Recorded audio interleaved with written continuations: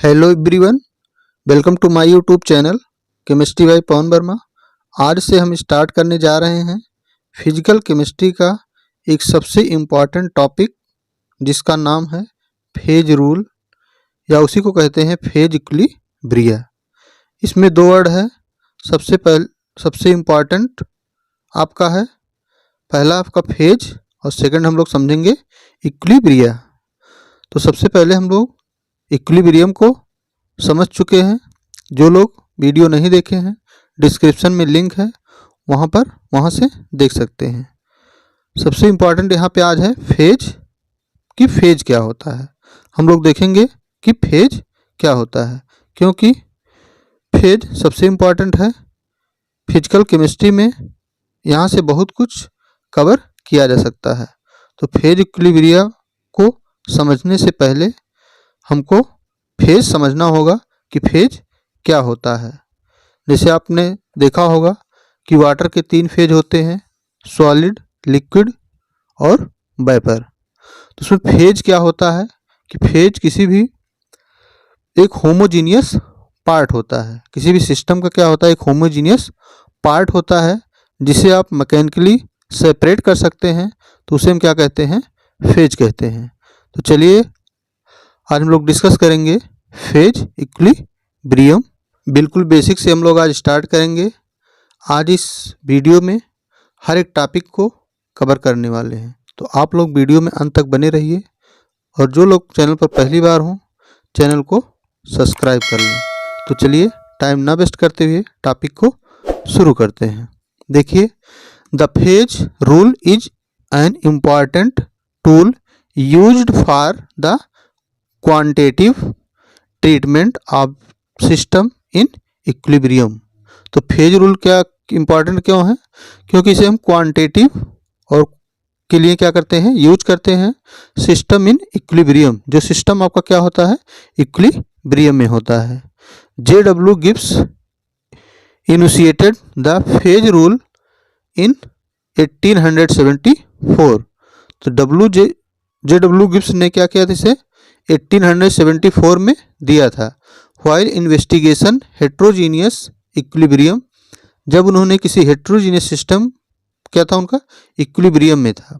According to the phase rule for system in completely internal equilibrium, जब आपका system क्या होता है, इक्विलिब्रियम में होता है। कोई भी हेट्रोजीनियस सिस्टम क्या होता है, इक्विलिब्रियम में होता है। तो उसके लिए उन्होंने एक इक्वेशन दिया था कि F is equal to C minus P plus 2, जिसे हम फेज रूल के नाम से जानते हैं। फेज रूल के नाम से जानते हैं F is equal to C minus P plus 2। ये इक्वेशन उन्होंने ड्राइव किया था। अब देखिए यहाँ पर, where C is the number of component. C क्या है, वो नंबर ऑफ कंपोनेंट है। P क्या है, is the number of phases, उस सिस्टम के नंबर ऑफ फेजेज है, क्योंकि सिस्टम आपका हेट्रोजीनियस है। और F क्या है, is the number of degree of freedom, number of degree of freedom. तो जो आपका इक्वेशन है उसमें C आपका कंपोनेंट है, P क्या है, फेज है, और F क्या है, डिग्री ऑफ फ्रीडम। अब हम बात करेंगे फेज पे। फेज क्या होता है, फिर हम बात करेंगे कंपोनेंट क्या होते हैं, फिर हम बात करेंगे डिग्री ऑफ फ्रीडम क्या होता है। अब हम लोग यहाँ से डिटेल में बात करेंगे। तो देखिए, सबसे पहले हम लोग बात करेंगे फेज क्या होता है, क्योंकि जब तक आप लोग को फेज समझ में नहीं आएगा तब तक आप लोग इस चैप्टर को स्टार्ट नहीं कर सकते हैं। तो देखिए, a phase is defined as any homogeneous and physically distinct part of a system which bounded by a surface and is mechanically separable from other part of the system। तो phase को आप इस तरह से डिफाइन कर सकते हैं कि any homogeneous and physically distinct, मतलब ऐसा पार्ट, किसी भी सिस्टम का ऐसा पार्ट जो होमोजीनियस हो, मतलब देखने में क्या दिख रहा हो, एक जैसा दिख रहा हो, और फिजिकली डिस्टिंक्ट हो, पार्ट हो system, bounded by the surface and mechanically separable, और उसे आप सेपरेट कर सकते हैं फ्रॉम अदर पार्ट से। जो दूसरा फेज उससे आप उसे क्या कर सकते हैं, सेपरेट भी कर सकते हैं ऑफ द सिस्टम। तो उसे हम क्या बोलेंगे, फेज बोलेंगे। तो फेज को इस तरह से आप क्या कर सकते हैं, डिफाइन कर सकते हैं। या फिर देखिए, a uniform part of a system in equilibrium is termed as a phase. A uniform part of the system, किसी भी सिस्टम का वही यूनिफॉर्म पार्ट इन इक्विलिब्रियम, जब सिस्टम आपका इक्विलिब्रियम में हो, इज टर्म एज फेज, तो उसे आप क्या कहेंगे, फेज कहेंगे।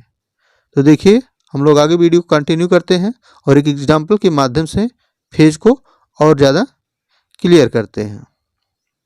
ये एग्जाम्पल से हम लोग फेज को यहाँ से देखेंगे।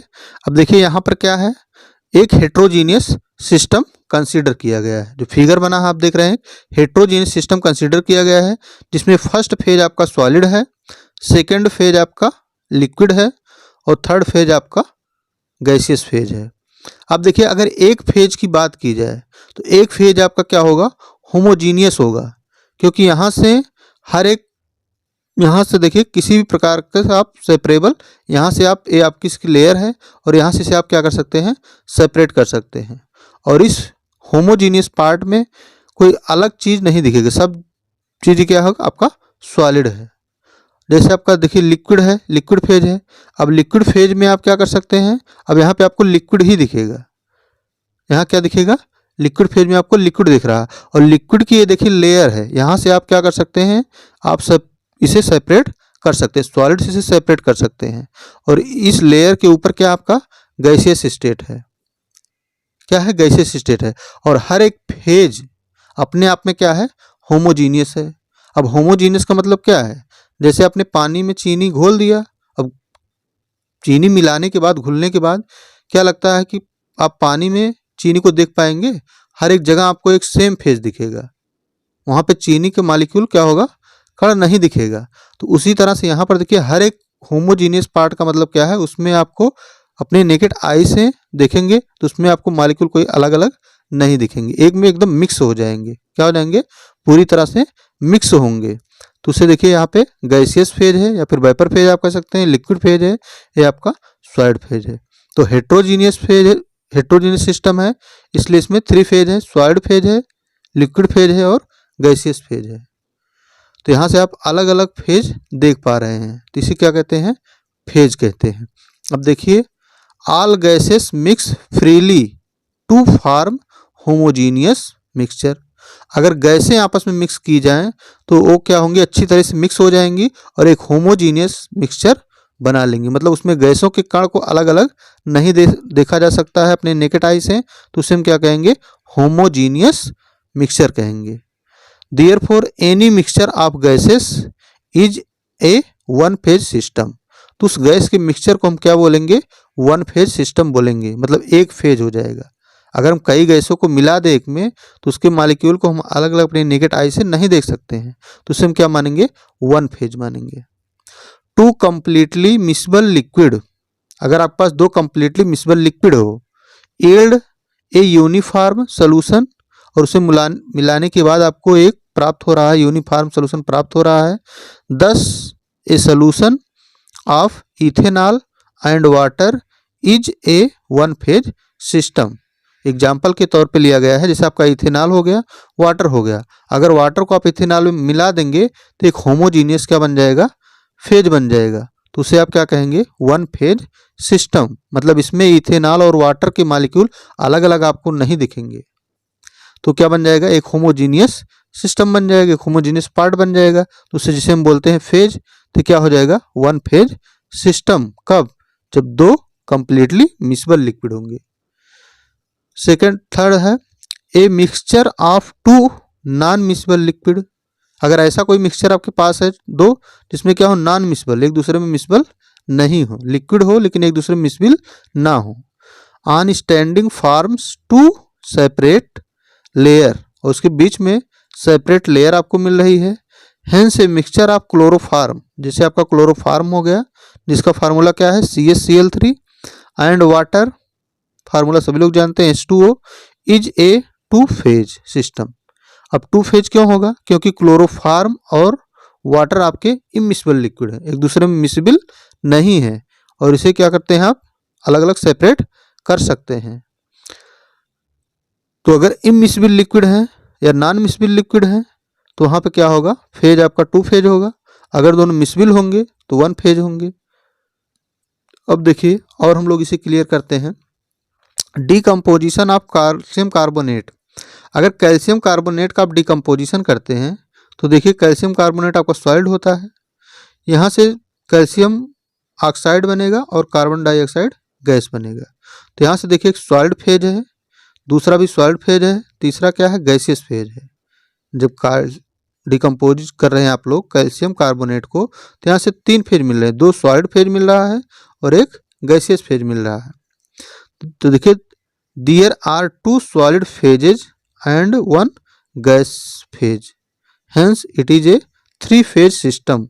इसे आप क्या बोलेंगे, 3 फेज सिस्टम बोलेंगे, क्योंकि कैल्शियम कार्बोनेट का जो कण होगा, फिर आपका कैल्शियम ऑक्साइड के कण होंगे, फिर आपका CO2 गैस होगा, तीनों क्या होंगे, अलग अलग फेज में होंगे। इसे आप क्या बोलेंगे, 3 फेज सिस्टम। क्या होगा, 3 फेज होगा इसमें। तो आप लोग को क्लियर हुआ होगा दोस्तों। अगर आपको वीडियो अच्छी लग रही हो तो वीडियो को लाइक करें, ज़्यादा से ज़्यादा अपने दोस्तों के साथ शेयर करें सेशन को, और वीडियो में अंत तक बने रहिए। अभी हम लोग फेज को क्लियर करने के बाद कंपोनेंट देखेंगे, और कंपोनेंट के बाद हम लोग डिग्री ऑफ फ्रीडम को बहुत ही बेहतरीन तरीके से डिफाइन करेंगे और हर एक एग्जाम्पल को अच्छे से करने वाले हैं। और आपको लास्ट में एक ट्रिक भी बताएंगे कि फेज या कंपोनेंट या फिर डिग्री ऑफ फ्रीडम को 1 सेकंड में ही आप कैसे कैलकुलेट कर सकते हैं। तो वीडियो में बने रहिए।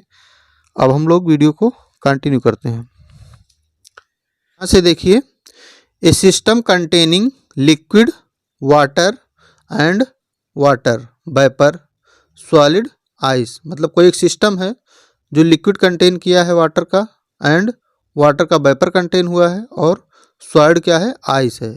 Is a 3 phase or 3 phase system. तो उसे हम क्या बोलेंगे, 3 phase system.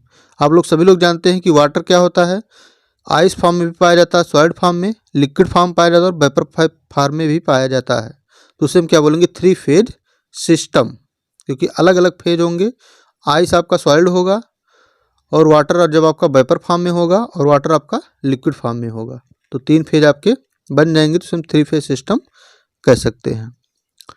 A system consisting of 1 phase only is called a homogeneous system. अगर ऐसा कोई सिस्टम है जो केवल एक ही फेज को कंटेन किया है तो उसे हम क्या बोलेंगे, होमोजीनियस सिस्टम। सेकंड है, ए सिस्टम कंसिस्टिंग ऑफ 2 और मोर फेजेज। अगर कोई भी सिस्टम में एक से अधिक फेज मिल रहे हैं तो इज कॉल्ड हेट्रोजीनियस सिस्टम। तो उसे आप क्या बोलेंगे, हेट्रोजीनियस सिस्टम। तो आपका क्लियर हुआ होगा कि होमोजीनियस सिस्टम कब होगा, जब ओनली 1 फेज होगा उस सिस्टम में, और हेट्रोजीनियस कब होगा, जब 2 फेज या उससे अधिक फेज होंगे। तो उसे हम क्या बोलेंगे, हेट्रोजीनियस सिस्टम बोलेंगे। फेज आपका क्लियर हो गया दोस्तों। अब हम लोग बात करेंगे कि कंपोनेंट क्या होता है, क्योंकि फार्मूले में फेज आया था, फिर कंपोनेंट आया था, और एफ क्या आया था, डिग्री ऑफ फ्रीडम आया था। तो हम लोग कंपोनेंट को सी से रिप्रेजेंट करते हैं। तो देखिए कंपोनेंट क्या होता है। अब कंपोनेंट को आप कैसे डिफाइन करेंगे, the number of components of a system at equilibrium is defined as the smallest number of independently variable constituents by means of which the composition of each phase can be expressed either directly or in term of chemical equation। तो यहाँ से देखिए कि number of component, किसी भी system को जब equilibrium पे हो तो नंबर ऑफ कंपोनेंट क्या चीज़ होता है, the smallest number of independent variable. उसमें कम स्मॉलेस्ट नंबर ऑफ मतलब कितने कम से कम नंबर ऑफ इंडिपेंडेंट वेरिएबल को बता दिया जाए तो सिस्टम कंप्लीटली क्या हो जाए, डिफाइन हो जाए। Constituent by means of which the composition of each phase can be expressed. मतलब वह स्मॉलेस्ट इंडिपेंडेंट वेरिएबल को आप बता दीजिए जिसमें क्या हो कि जितने भी कंपोजिशन है सभी फेज में वो क्या हो जाए, उसी कंपोनेंट के द्वारा एक्सप्रेस्ड हो जाए, आइदर डायरेक्टली और in term of chemical equation. और सेकंड डेफिनेशन देखिए, the minimum number of constituent of the system sufficient for determining the composition of all phase of system. The minimum number of constituent मतलब वह minimum number of constituent बता देंगे आप the system sufficient for determining the composition of all phases, जिसमें all phases में जो भी composition है वो कंप्लीटली क्या हो जाए, डिफाइन हो जाए, तो उसे हम क्या बोलेंगे, कंपोनेंट बोलेंगे। तो डिफिनीशन इज ए है आपका। यहाँ से आपको कुछ कम क्लियर हुआ होगा। चलिए देखिए एग्जाम्पल से आपको और क्लियर करते हैं। Water exist in 3 phase. Water आपका 3 फेज में एग्जिस्ट करता है, सभी को पता है। आइस सॉइल्ड होता है, लिक्विड और वेपर। तो वाटर आपके तीनों फेज में एग्जिस्ट होता है, आइस, लिक्विड और वेपर। लेकिन तीनों फेज को बताने के लिए हमें क्या बताना पड़ेगा, वाटर बताना पड़ेगा। अगर हम वाटर बता देते हैं तो वाटर से आइस बनता है, वाटर से लिक्विड होता है, वाटर का वेपर होता है। तो फेज तो 3 है यहाँ पे, लेकिन इसमें अगर कंपोनेंट की बात की जाए तो कंपोनेंट क्या है, 1 है, क्योंकि वाटर को बता देने से ही तीनों फेज आपके जो कंपोजिशन तीनों फेज के हैं वो डिफाइन हो जाएंगे, कंप्लीटली सिस्टम आपका डिफाइन हो जाएगा। तो यहाँ से कंपोनेंट क्या होगा, वाटर होगा। तो वही चीज़ कह रहा है कि the minimum number of constituent, minimum number of constituent बताने की जरूरत यहाँ पे है, जिससे सिस्टम के जितने भी फेज हैं या कंपोजिशन है वो कंप्लीटली क्या हो जाए, डिफाइन हो जाए। तो वाटर के 3 फेज हैं, आइस, लिक्विड और वेपर। और यहाँ सबको बताने के लिए हमें केवल क्या बताना पड़ेगा, वाटर, H2O। अगर हम बता देंगे तो हमारा सिस्टम क्या होगा, कंप्लीटली डिफाइंड हो जाएगा। तो हम H2O वाटर को क्या कहेंगे, कंपोनेंट कहेंगे। क्लियर हुआ होगा। चलिए और क्लियर करने के लिए हम वीडियो कंटिन्यू करते हैं। देखिए 1 कंपोनेंट, अभी वाटर की बात कर रहे थे हम, वाटर आपका क्या है, 1 कंपोनेंट है। तो कैसे है देखिए, अब देखिए यहाँ आइस क्यूब है जो कि क्या है, सॉलिड है, और लिक्विड है। तो आइस और लिक्विड के बीच में क्या है, इक्विलिब्रियम है। फिर यहाँ से लिक्विड है और ऊपर क्या है, वेपर है। तो लिक्विड और वेपर के बीच में क्या है, इक्विलिब्रियम है। तो इस पूरे सिस्टम को, सिस्टम आपका हेट्रोजीनियस सिस्टम है क्योंकि इसमें 3 फेज है। अभी पीछे आपको बताया गया, अगर 2 या उससे ज़्यादा मोर फेज होते हैं तो उसे हम हेट्रोजीनियस बोलते हैं, अगर 1 फेज होता है तो उसे हम होमोजीनियस बोलते हैं। तो सिस्टम आपका क्या है, हेट्रोजीनियस है। फेज कितने हैं, सॉलिड, लिक्विड और वेपर। लेकिन इसको बताने के लिए हमें क्या बताना पड़ेगा, बस वाटर बताना है। क्या बताना है, वाटर। अगर हम वाटर बता देंगे तो हमारा क्या हो जाएगा, सिस्टम कंप्लीटली डिफाइन हो जाएगा। क्योंकि वेपर को बताने के लिए भी वाटर बताना पड़ेगा, लिक्विड के लिए भी वाटर बताना पड़ेगा, आइस के लिए भी हमें क्या बताना है, वाटर ही बताना है, H2O। तो H2O जो है, वाटर जो है वो क्या है, कंपोनेंट है। और क्या है, 1 कंपोनेंट। एक ही कंपोनेंट को बताएंगे पूरा सिस्टम हमारा क्या हो जाएगा, डिफाइन हो जाएगा। तो मिनिमम रिक्वायर्ड क्या है आपका, 1 कंपोनेंट का, तो आपका क्या है, वाटर। सेकंड एग्जांपल देखिए, sulphur system that consist of 4 phase. अगर आप सल्फर की बात करते हैं तो उसके 4 फेज होते हैं। मोनोक्लिनिक जो कि सॉइड में पाया जाता है, रोहम्बिक ये भी सॉलिड स्टेट में पाया जाता है, और लिक्विड और वेपर। तो 4 फेज में आपका क्या पाया जाता है, सल्फर पाया जाता है। लेकिन चारों फेज को बताने के लिए हमें क्या बताना, केवल सल्फर बताना। अगर आप सल्फर बता देंगे तो सिस्टम में कंप्लीटली जो फेज हैं, मोनोक्लिनिक, रोहम्बिक, लिक्विड और वेपर, सभी किसके हैं, सल्फर के हैं। तो सल्फर आपको बता देने से पूरा सिस्टम आपका कंप्लीट डिफाइन हो जाएगा। तो सल्फर क्या होगा, कंपोनेंट होगा। क्लियर हुआ होगा। अगर दोस्तों आप क्लियर हुआ है तो वीडियो को लाइक करें और ज़्यादा से ज़्यादा सेशन अपने दोस्तों के साथ शेयर करें। आगे और ही इंटरेस्टिंग टॉपिक आने वाला है, आपको बहुत ही मज़ा आएगा। बस वीडियो में अंत तक बने रहिए। अब देखिए यहाँ पर हमने एक फार्मूला बना दिया है कि कंपोनेंट आप निकालेंगे कैसे। देखिए नंबर ऑफ कंपोनेंट मतलब C, कंपोनेंट को हम लोग C से रिप्रेजेंट करते हैं, is equal to number of constituent N minus number of relation between them. उनके बीच में कितना रिलेशन है उसे हम E से रिप्रेजेंट करेंगे। तो number of component C is equal to number of constituent N minus number of relation between them E। ये आपका फार्मूला है। इस फार्मूले से आप किसी का भी कंपोनेंट निकाल सकते हैं। बस फार्मूला याद रखिएगा, C is equal to N minus E।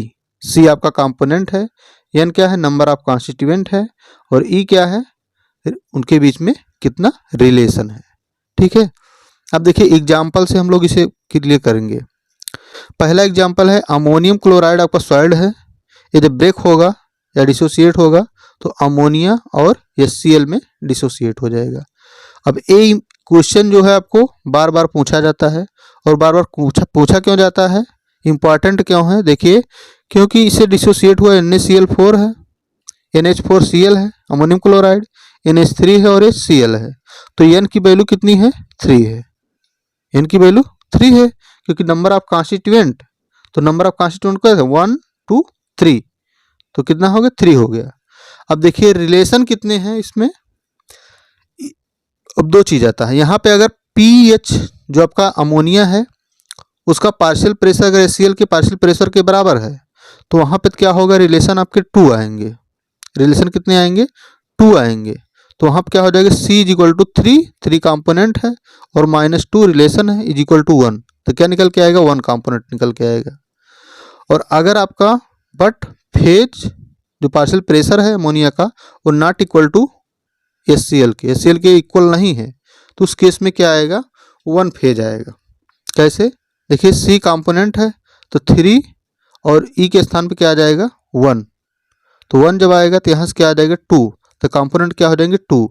अब 2 कंपोनेंट का मतलब सिस्टम को डिफाइन करने के लिए आपको यहाँ दो चीज़ें बतानी पड़ेंगी अगर इक्वल नहीं है, और यहाँ पे सिस्टम को डिफाइन करने के लिए आपको एक ही चीज़ बताना पड़ेगा। अगर ये इक्वल है तो ये आपको एक ही चीज़ बताना पड़ेगा, ठीक है। नेक्स्ट एग्जाम्पल हम लोग देखते हैं। देखिए यहाँ से सेकंड एग्जाम्पल आपका है सल्फर। अब सल्फर में क्या है, देखिए रोहम्बिक, अभी हम लोग देखेंगे रोहम्बिक होता है, मोनोक्लिनिक होता है, सल्फर लिक्विड फॉर्म में पाया जाता है, सल्फर वेपर फॉर्म में पाया जाता है।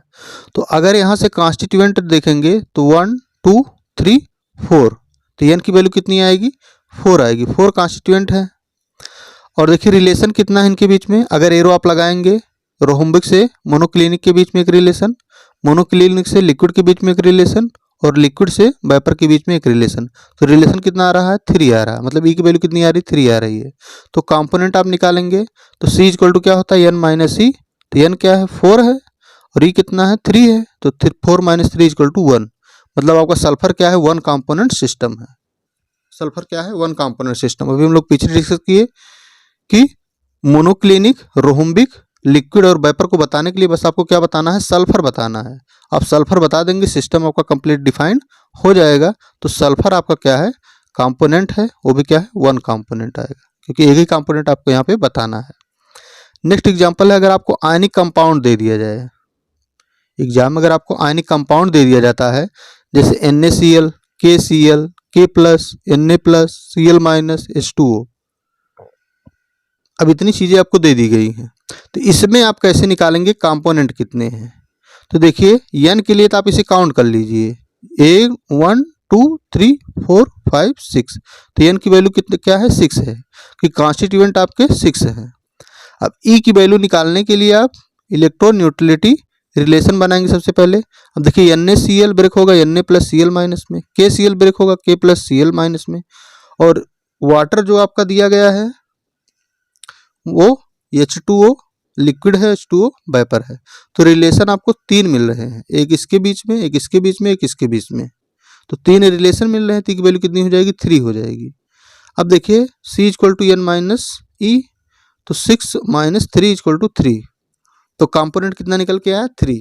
मतलब 3 चीज़ अगर आप बता देंगे तो आपको क्या मिल जाएगा, सिस्टम कम्प्लीटली डिफाइन हो जाएगा। अब जैसे यहाँ NaCl बताएंगे तो Na प्लस भी इसमें मिल जा रहा है और Cl माइनस में भी मिल जा रहा है। KCl अगर आप बताते तो K प्लस यहाँ से मिल जाएगा, Cl तो इसमें मिल ही रहा है, और H2O में क्या मिल रहा है, H2O लिक्विड और H2O वेपर। तो आपको NaCl, KCl और H2O बता देंगे अगर आप, तो आपको क्या मिल जाएगा, सिस्टम कम्प्लीटली डिफाइंड हो जाएगा। इसलिए यहाँ पर क्या आ रहा है, 3 कंपोनेंट आ रहा है, क्या आ रहा है 3 कंपोनेंट। नेक्स्ट देखिए, जैसे आपको दे दिया गया है ionic compound NaCl, KBr, KCl, NaBr, K plus, Na plus, Cl minus, Br minus, H2O, ठीक है। तो यहाँ पे देखिए कितने हो जाएंगे, 1 2 3 4 5 6 7 8 9, तो N की वैल्यू कितनी हो जाएगी, 9 हो जाएगी। और E आप निकालेंगे तो 5 आएगा, E इक्वल टू क्या आएगा 5 आएगा। यहाँ पर इज इक्वल टू नहीं लगा है, इक्वल टू आप लोग लगा लीजिएगा। ई इज इक्वल टू क्या आएगा 5 आएगा। अब इलेक्ट्रोन्यूट्रलिटी ऑफ द सोल्यूशन अगर आप देखेंगे तो आगे देखेंगे हम लोग वीडियो में, कंटिन्यू करते हैं। देखिए यहाँ से अभी NaCl ब्रेक होगा Na प्लस Cl माइनस में, NaBr आपका ब्रेक होगा Na प्लस Br में, KBr ब्रेक होगा K प्लस Br में, और NaCl प्लस KBr आपका बनाएगा NaBr KCl। तो आपके 1 रिलेशन, 2 रिलेशन, 3 रिलेशन और 4 रिलेशन। एक रिलेशन आपका वाटर वाला, तो रिलेशन कितना हो जाएगा 5, और कॉन्स्टिट्यूएंट कितने हैं 9। तो C इक्वल टू होता है N माइनस E, तो 9 माइनस 5 इक्वल टू 4, मतलब C की वैल्यू कितनी आएगी 4। मतलब 4 कंपोनेंट आपको यहाँ पर बताने पड़ेंगे। कितने कंपोनेंट बताने पड़ेंगे 4 कंपोनेंट। नेक्स्ट एग्जांपल आपका है कैल्शियम कार्बोनेट अगर दिया है, CO2 दिया है और CaO दिया गया है, कैल्शियम ऑक्साइड दिया गया है, तो N कितना होगा कॉन्स्टिट्यूएंट 1 2 3, और एंड रिलेशन कितना होगा 1 होगा, क्योंकि जब कैल्शियम कार्बोनेट डिकम्पोज होगा तो आपका कैल्शियम ऑक्साइड बनेगा और कार्बन डाइऑक्साइड बनेगा, तो रिलेशन कितना है 1। तो यहाँ से देखिए C equal to N minus E formula है, बराबर 3 माइनस 1, 3 आपके कंपोनेंट है, N की वैल्यू है, 1 आपकी E की वैल्यू, रिलेशन है इक्वल टू 2। मतलब यहाँ पे 2 कंपोनेंट आपको बताने पड़ेंगे। जैसे आपने कैल्शियम कार्बोनेट बता दिया, कैल्शियम ऑक्साइड बता दिया, या फिर कैल्शियम कार्बोनेट CO2 बता दिए, तो एक आपका उसमें आ जाएगा। तो यहाँ से आपको 2 कंपोनेंट बताना पड़ेगा सिस्टम को डिफाइन करने के लिए, ठीक है। इसी प्रकार अगर आपका वाटर है तो वाटर जानते हैं एक बार सॉलिड के साथ इक्विलिब्रियम में, सॉलिड लिक्विड इक्विलिब्रियम में है, फिर लिक्विड और वेपर आपका इक्विलिब्रियम में है। तो यहाँ पे solid liquid vapour N is equal to 3 और रिलेशन कितना है 2, सॉलिड लिक्विड और लिक्विड से वेपर, तो रिलेशन कितना है 2। तो C equal to N minus E, तो 3 माइनस 2 इज इक्वल टू 1, मतलब 1 कंपोनेंट आपको बताना पड़ेगा यहाँ पे। जैसे आपने वाटर बता दिया तो सिस्टम कंप्लीटली क्या हो जाएगा डिफाइन हो जाएगा। और भी एग्जांपल आपको बुक में दिया गया है, वहाँ से आप प्रैक्टिस कर सकते हैं। उम्मीद है दोस्तों आपको कंपोनेंट एकदम क्लियर हो गया होगा। अब आप लोग कंपोनेंट आसानी से निकाल सकते हैं। फार्मूला क्या होगा C is equal to N minus E, याद रखिएगा। और अगर दोस्तों ये टॉपिक आपको क्लियर हो गया होगा तो आप लोग सेशन को ज़्यादा से ज़्यादा शेयर करें अपने दोस्तों के साथ, वीडियो को लाइक करें, और चैनल पर पहली बार हो तो चैनल को सब्सक्राइब करें। अब हम लोग वीडियो को आगे कंटिन्यू करते हैं। बस दोस्तों आप लोग धैर्य बनाए रहिए और वीडियो में अंत तक बने रहिए, और कॉपी पेन लेकर भी बैठ जाइए। हर एक टॉपिक को यहाँ से आप अच्छी नोट्स बना सकते हैं, जो कि आपको एग्ज़ाम में बहुत ही हेल्पफुल होगा। आज हर एक चीज़ को हम लोग बहुत अच्छे से क्लियर करेंगे।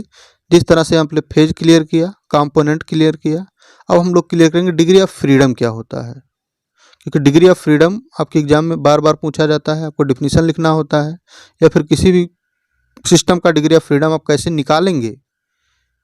आपको 1 कंपोनेंट सिस्टम है, 2 कंपोनेंट सिस्टम है, 3 कंपोनेंट सिस्टम है, तो उसमें आप निकालेंगे कैसे डिग्री ऑफ फ्रीडम, उस चीज़ को हम लोग सीखने वाले हैं। तो देखिए सबसे पहले आप डिग्री ऑफ फ्रीडम को F से डिनोट करते हैं। अब डिफाइन आप कैसे करेंगे, the degree of freedom of a system is defined as the least number of independent variable such as temperature, pressure and concentration or composition, which must be specified in order to define the system completely, so that the remaining variable are fixed automatically। अब इसमें क्या चीज़ है कि degree of freedom क्या होगा किसी भी system का, least number of independent variable, मतलब सबसे कम इंडिपेंडेंट वेरिएबल जो होंगे, जैसे टेम्परेचर है, प्रेशर है, कंसंट्रेशन है, कंपोजिशन है, इसमें कम से कम वेरिएबल को बताने के बाद सिस्टम आपका कंप्लीटली डिफाइंड हो जाए, तो उसे हम क्या बोलते हैं, डिग्री ऑफ फ्रीडम बोलते हैं। So that remaining variable are fixed automatically, मतलब कम से कम वेरिएबल आप बताएंगे, बाकी के जो वेरिएबल्स होंगे वो ऑटोमेटिकली क्या हो जाएंगे, डिफाइंड हो जाएंगे उन वेरिएबल्स को बताने से। देखिए गिब्स फेज रूल, अब फेज रूल आपको बता दिया कि क्वेश्चन पहले बताया गया। F इक्वल टू क्या होता है C माइनस P प्लस 2, और F क्या है यहाँ पे डिग्री ऑफ फ्रीडम है। तो किसी भी सिस्टम के डिग्री ऑफ फ्रीडम को कैसे आप निकालेंगे, देखिए यहाँ पे डिफिनीशन तो आपने देख लिया कि मिनिमम पैरामीटर आपको बताना है जिससे सिस्टम क्या हो जाए, डिफाइन हो जाए।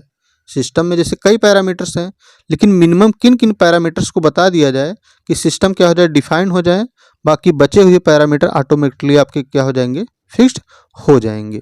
तो देखिए, अगर एफ आपका मैक्सिमम होगा, मतलब डिग्री ऑफ फ्रीडम अगर मैक्सिमम होगा, तो ये लिखा है डिग्री ऑफ फ्रीडम मैक्स। तो डिग्री ऑफ फ्रीडम अगर आपका मैक्सिमम होगा, तो जो आपका फेज है वो मिनिमम होगा। फेज क्या होगा, मिनिमम होगा। और देखिए, phase does not equal to zero, phase आपका कभी जीरो नहीं होगा, कम से कम एक फेज तो होगा ही। सिस्टम जो होगा वन फेज का होगा ही, फेज कभी आपका जीरो नहीं होगा, मतलब पी की वैल्यू कभी जीरो नहीं होगी। P does not equal to zero, तो मिनिमम कितना फेज होगा, वन फेज होगा। और फार्मूला आपका क्या है, F is equal to C minus P plus two. तो एफ मैक्स क्या हो जाएगा, C minus P minimum plus two. F max is equal to C component minus P minimum, एक फेज तो होगा ही होगा, प्लस टू। तो एफ मैक्स क्या निकल के आ गया, सी प्लस वन, क्योंकि वन यहाँ से माइनस हो जाएगा, तो सी प्लस वन। तो एफ मैक्स मतलब किसी भी सिस्टम का अगर आप डिग्री ऑफ फ्रीडम निकालना है तो उसके लिए फार्मूला है सी प्लस वन, मतलब कितने नंबर ऑफ कंपोनेंट हैं और प्लस वन उसमें कर दीजिए। तो कंपोनेंट में जैसे प्लस वन करेंगे आपको क्या मिल जाएगा, डिग्री ऑफ फ्रीडम मिल जाएगा। अब देखिए, जैसे वन कंपोनेंट सिस्टम आपका है, तो वन कंपोनेंट सिस्टम में क्या होगा कि सी की वैल्यू हमेशा क्या होगी, वन होगी, क्योंकि नाम ही क्या है, वन कंपोनेंट सिस्टम। सिस्टम कैसा है, वन कंपोनेंट है, तो सी की वैल्यू क्या होगी, वन होगी। अब सिंगल फेज अगर वहाँ पे है, पी की वैल्यू क्या है, वन है, तो डिग्री ऑफ फ्रीडम क्या होगा, पी मैक्स। अब सी की वैल्यू वन है और प्लस वन, फेज कितना है, वन है, तो कितना है डिग्री ऑफ फ्रीडम, टू आएगा। डिग्री ऑफ फ्रीडम कितना आएगा, टू आएगा। तो कंपोनेंट वन है, तो सिंगल फेज के लिए डिग्री ऑफ फ्रीडम क्या आ जाएगा, टू आएगा। मतलब वहाँ पे दो चीज़ें आपको बतानी पड़ेंगी, तो जाके सिस्टम आपका क्या होगा, डिफाइन होगा। मिनिमम दो चीज़ें आपको बता, दो पैरामीटर आपको डिफाइन कर बताने पड़ेंगे, तब जाके सिस्टम आपका क्या होगा, डिफाइन होगा। अगर एफ मैक्स की वैल्यू टू होती है तो उसे हम बोलते हैं बाई वेरिएंट। सिस्टम कैसा बोलते हैं, बाई वेरिएंट बोलते हैं। क्लियर हुआ आप सभी का। एफ मैक्स अगर आपको निकालना है तो सी प्लस टू यूज करेंगे फार्मूला। अब कंपोनेंट वन है तो सी की वैल्यू वन हो जाएगी, plus one is equal to two. तो डिग्री ऑफ फ्रीडम कितना आ गया सिस्टम के लिए, टू आ गया। तो F max is equal to two, और सिस्टम को हम क्या बोलेंगे, बाई वेरिएंट बोलेंगे। अगर टू फेज सिस्टम है, क्या है, टू फेज सिस्टम है, तो देखिए उसके लिए क्या होगा, टू फेज सिस्टम है तो देखिए एफ इज इक्वल टू क्या होता है, सी माइनस पी प्लस टू। तो सी देखिए क्या है, वन कंपोनेंट सिस्टम है, तो सी के स्थान पे वन हो जाएगा। फेज टू है और प्लस टू, तो टू प्लस माइनस कट जाएगा, क्या बचेगा, वन बचेगा। तो एफ इक्वल टू क्या आ जाएगा, वन आ जाएगा। वन का मतलब होता है सिस्टम आपका क्या है, यूनिवेरिएंट है। अगर डिग्री ऑफ फ्रीडम वन है तो सिस्टम क्या बोलेंगे हम, यूनिवेरिएंट। मतलब एक पैरामीटर आप बताएंगे तो वहाँ सिस्टम क्या हो जाएगा, कंप्लीटली डिफाइन हो जाएगा। ठीक है। अगर आपका सिस्टम क्या है, थ्री फेज है, पी की वैल्यू क्या है, थ्री है, तो एफ इक्वल टू क्या हो जाएगा, one minus three plus two equal to zero. तो एफ इक्वल टू क्या आ जाएगा, जीरो। मतलब सिस्टम आपका क्या होगा, नॉन वेरिएंट या फिर यूनिवेरिएंट आप कह सकते हैं, नॉन वेरिएंट या फिर इन वेरिएंट कह सकते हैं। वहाँ पे डिग्री ऑफ फ्रीडम क्या होगा, जीरो होगा। अब इससे देखिए एक चीज़ और पता चला कि जैसे जैसे फेज की संख्या बढ़ रही है, डिग्री ऑफ फ्रीडम क्या हो रहा है, घट रहा है। अगर पी मैक्सिमम है तो डिग्री ऑफ फ्रीडम क्या है, मिनिमम है। अभी हम लोग पीछे देखे थे कि डिग्री ऑफ फ्रीडम मैक्सिमम था तो पी क्या था, मिनिमम था। एक दूसरे के क्या है, इन्वर्सली प्रोपोर्शनल है एक तरह से। अगर पी मैक्सिमम है तो एफ मिनिमम है, और अगर एफ मैक्सिमम है तो पी क्या होगा, मिनिमम होगा। क्योंकि जैसे जैसे नंबर ऑफ फेज बढ़ रहे हैं डिग्री ऑफ फ्रीडम क्या हो रहा है, घट रहा है। तो वही चीज लिखा गया, P maximum is equal to F minimum. जब डिग्री ऑफ फेज क्या होगा, मैक्सिमम होगा, तो डिग्री ऑफ फ्रीडम क्या होगा, मिनिमम होगा। और पी मैक्स अगर आप निकालना चाहते हैं, मैक्सिमम फेज कितने होंगे किसी भी सिस्टम में, तो सी प्लस टू होगा उसके लिए, कंपोनेंट प्लस टू। तो उससे क्या निकल के आएगा कि मैक्सिमम फेज कितने होंगे। फार्मूला हम आपको स्टार्टिंग में भी बोले थे कि आपको हर एक चीज़ के फार्मूला आपको बताएंगे। जैसे आपने एफ मैक्स निकाला सी प्लस वन से, वैसे पी मैक्स क्या होगा, सी प्लस टू होगा। सी प्लस टू पे आप वैल्यू रखेंगे तो आपका क्या हो जाएगा, फेज निकल के आ जाएगा। अब देखिए वन कंपोनेंट सिस्टम है तो सी की वैल्यू क्या होगी 1 होगी। तो पी मैक्स कितना आएगा 1 + 2 = 3। मतलब उस सिस्टम में कम से कम 3 फेज होंगे। कितने फेज हो सकते हैं 3 फेज मैक्सिमम हो सकते हैं, उससे ज़्यादा फेज नहीं हो सकते हैं। 1 कंपोनेंट सिस्टम में उससे ज़्यादा फेज नहीं हो सकता है। आगे हम लोग पढ़ेंगे भी 1 कंपोनेंट 2 कंपोनेंट 3 कंपोनेंट, तो वहाँ पे आपको देखने को मिलेगा। तो 1 कंपोनेंट में मैक्सिमम 3 फेज हो सकते हैं। 2 कंपोनेंट सिस्टम अगर है तो वहाँ पे पी मैक्सिमम कितना होगा 2 और +2 = 4। मतलब वहाँ पे मैक्सिमम आपको 4 फेज देखने को मिलेंगे। कितने फेज देख सकते हैं मैक्सिमम 4 फेज। अगर आपका 3 कंपोनेंट सिस्टम है तो वहाँ मैक्सिमम कितना फेज मिलेगा 3 + 2 = 5 फेज। तो 5 फेज वहाँ पे मैक्सिमम देखने को आपको मिलेगा। तो दोस्तों इस तरह से आज हम लोगों ने बेसिक जानकारी इस वीडियो से मिली है आप लोगों को कि फेज क्या होता है, कंपोनेंट क्या होते हैं, डिग्री ऑफ फ्रीडम क्या होता है। अगर ये चीज़ें आपको पता है तो फेज इक्विलिब्रियम के या फेज रूल के आगे के टॉपिक आपको अच्छे से समझ में आएंगे। अगर दोस्तों वीडियो आपको अच्छी लगी हो तो वीडियो को लाइक करें, ज़्यादा से ज़्यादा अपने दोस्तों के साथ शेयर करें और चैनल पे पहली बार हो तो चैनल को सब्सक्राइब करें। Thank you watching for this video. मिलते हैं नेक्स्ट लेक्चर में।